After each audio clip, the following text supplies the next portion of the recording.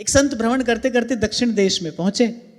नगर में गए तो किसी ने कहा कि आप अमुक व्यक्ति के यहाँ चले जाइए, वो बड़े सेठ हैं पर बड़े सज्जन हैं, बड़े साधु सेवी हैं, आपके अनुकूल सब व्यवस्था वहां हो जाएगी। पहले संत ऐसे ही भ्रमण किया करते थे, किसी भी नगर किसी भी गांव में पहुंचे, गांव वाले बता देते थे कि आप वहां चले जाइए, वहां आपकी सेवा होगी। वृंदावन के रसिक भी श्री सेवक जी महाराज के यहाँ ऐसे ही तो पहुंचे।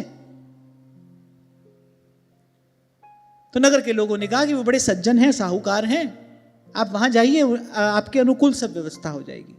संत आए हैं तो बड़े प्रसन्न हो गए, खूब स्वागत सत्कार उनका किया, आओ भगत की, चरण पखारे, चरणामृत लिया, सब भोजन आदि कराने के बाद उनके चरणों में बैठे, मौन, कि कुछ इनका उपदेशामृत सुनने को मिले। अब संत ने मन में विचार किया, भाई इसने हमारा इतना हित किया है, इतनी हमारी सेवा की है, और संत तो ये सोचता है भाई किसी के यहां एक गिलास जल भी अगर पिया हो तो कुछ ना कुछ उसका कल्याण का विचार करना चाहिए।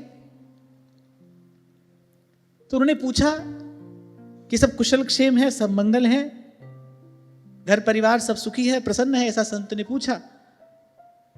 तो उस सज्जन ने कहा बाकी तो सब ठीक है, पर मेरा छोटा भाई जो है वो बड़ा कुमार्गगामी हो गया है, उसको देख देख कर मेरे हृदय में बड़ी पीड़ा होती है, मुझे लगता है कि अमूल्य मानव जीवन इस प्रकार नष्ट कर रहा है, उसको देखकर मेरे हृदय में वेदना होती है। संत ने कहा बुलाओ। बोले महाराज यही तो झंझट है, जब से उसको पता चला आप आ रहे हैं तब से तो उसने कहा कि तब तक घर में नहीं आऊंगा जब तक ये मंडली यहां से चली नहीं जाएगी। तो बोले वो कहां है? अब वो बेचारे बड़े लज्जित, बड़े संकोच में उन्होंने कहा, बोले यही नगर में एक वेश्या है, दिन रात उसी के यहां वो पड़ा रहता है। संत ने कहा किसी भी प्रकार उसको भाई एक बार हमारे सामने ले आओ। अब सीधे तो वो आया नहीं, बड़े भाई ने बल प्रयोग किया, उठाकर ले आए उसको लोग वहां पर। संत ने कहा, बोले अरे भैया एक बार तो अपने मुख से राम नाम ले लो। वो तो सुनते ही क्रोध में और भर गया, बोले हम यहां आना ही नहीं चाहते थे, हम तो आप जैसों को मुख भी नहीं देखना चाहते, ये जो आप हमको करने को कह रहे हैं ये हम नहीं करेंगे। देखो जिह्वा पर भगवान का नाम नहीं आ रहा है, बोले ये जो आप हमको करने के लिए कह रहे हैं ये हम नहीं करेंगे। संत ने अपने सेवकों से कहा, बोले अरे व्यक्ति किसी काम का नहीं है, इसको उठाओ और ले जाकर समुद्र में डाल दो। अब जो बड़े भैया थे वो पास बैठे बैठे संत भगवान की सब लीला देख रहे थे, उन्होंने कहा उठाओ इसको और ले जाकर समुद्र में डाल दो।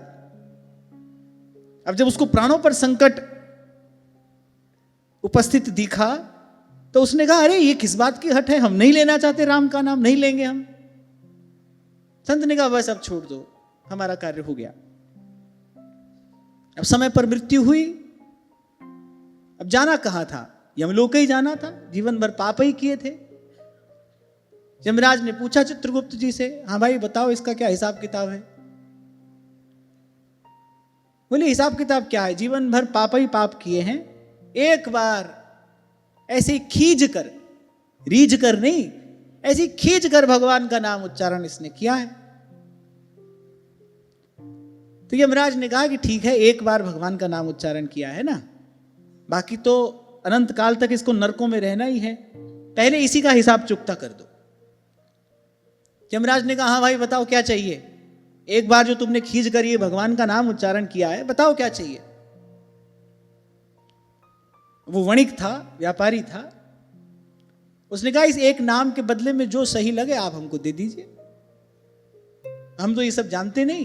बोले आपको एक नाम के बदले में जो भी सही लगे आप हमको दे दो। अच्छा यमराज ने भी अपनी गद्दी पर बैठे बैठे बिना ही विचारे कह दिया ठीक है राम नाम के तुल्य जो भी हो इसको दे दिया जाए। अब चित्रगुप्त ने देखा ये क्या बोल दिया यमराज ने, हाथ में दंड लेकर कहा है, अब शब्द तो लटाया नहीं जा सकता, राम नाम के तुल्य जो हो इसको दे दिया जाए।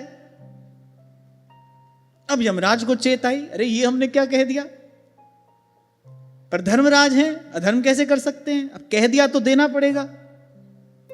तो यमराज ने सबसे पूछा हाँ भाई बताओ भगवान के नाम के तुल्य क्या है। तो उन्होंने कहा भगवान के नाम के तुल्य तो भगवान भी नहीं है, राम न सकई नाम गुण गाई। बड़े संकट में पड़े यमराज, भाई इसका हिसाब भी करना है। तो यमराज ने कहा ठीक है चलो भाई ब्रह्मा जी से पूछते हैं, वो मार्गदर्शन करेंगे हमारा। उसको लेकर ब्रह्मलोक पहुंचे।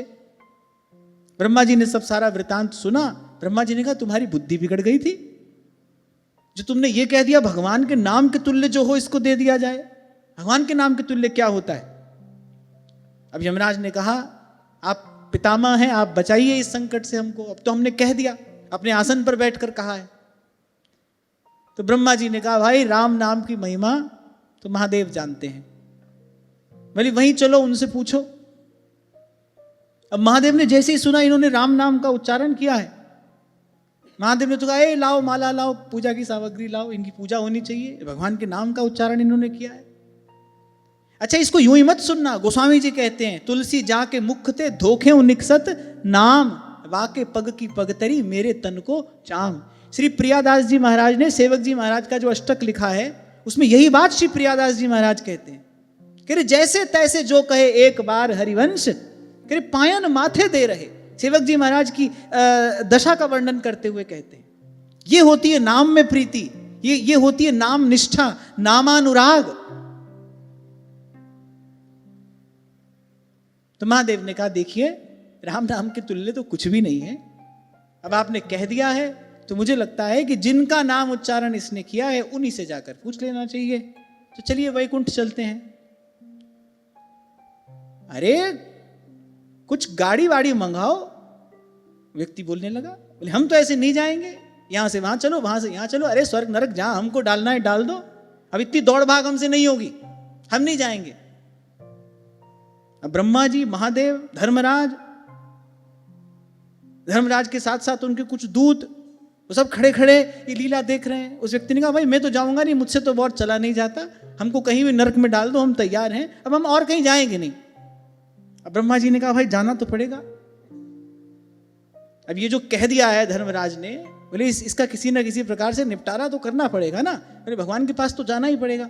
तो ब्रह्मा जी ने कहा ठीक है कोई बात नहीं भाई, गाड़ी की व्यवस्था करो, मंगाओ पालकी। अब पालकी आई, ब्रह्मा जी ने भ्रिकुटी उठाकर धर्मराज की ओर देखा, तुम्हारे की ये सब हो रहा है, ये तुम ही उठाओ पालकी।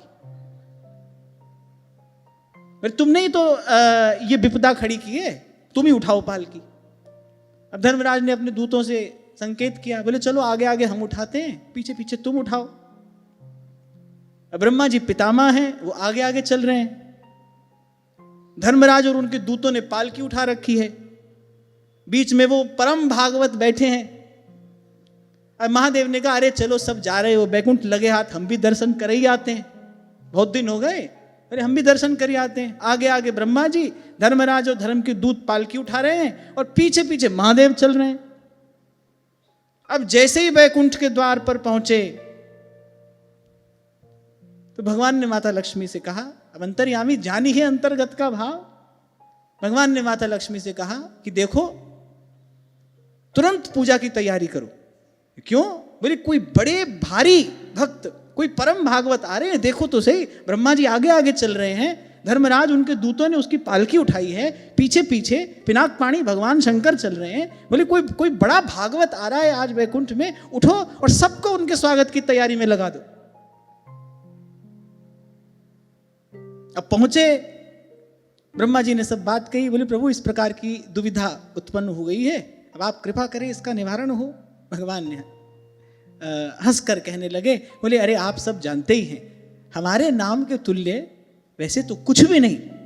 अगर आप तराजू के एक पलड़े में हमें और हमारे नाम को रखेंगे तो वो जिस पलड़े में नाम रखा है वही पलड़ा भारी होगा, पर फिर भी अब नाम के तुल्य तो कुछ नहीं है। इतना ही हम कह सकते हैं कि इनको अब आप यहीं छोड़ जाइए, ये अब सदा सदा के लिए यहीं निवास करेंगे।